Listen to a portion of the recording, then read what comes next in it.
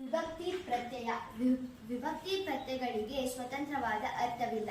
ನಾಮ ಪ್ರಕೃತಿಯ ಜೊತೆಗೆ ಸೇರಿದಾಗ ಅದು ಅರ್ಥವುಳ್ಳ ಪದ ಆಗುತ್ತದೆ.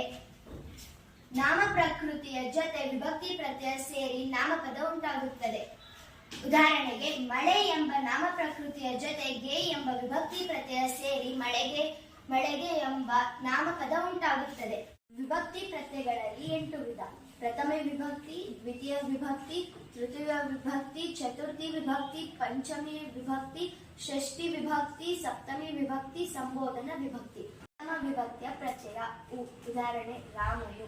ದ್ವಿತೀಯ ವಿಭಕ್ತಿಯ ಪ್ರತ್ಯಯ ಅನ್ನು. ಉದಾಹರಣೆ, ರಾಮನನ್ನು. ತೃತೀಯ ವಿಭಕ್ತಿಯ ಪ್ರತ್ಯಯ ಇಂದ. ಉದಾಹರಣೆ, ರಾಮನಿಂದ. ಚತುರ್ಥಿ ವಿಭಕ್ತಿಯ ಪ್ರತ್ಯಯ ಕೆಗೆ ಇಗೆ. ಉದಾಹರಣೆ, ರಾಮನಿಗೆ.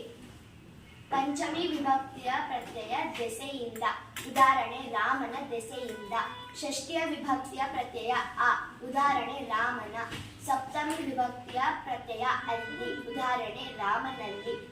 ಸಂಬೋಧನಾ ವಿಭಕ್ತಿಯ ಪ್ರತ್ಯಯ ಎ ಇರ. ಉದಾಹರಣೆ, ರಾಮರೇ.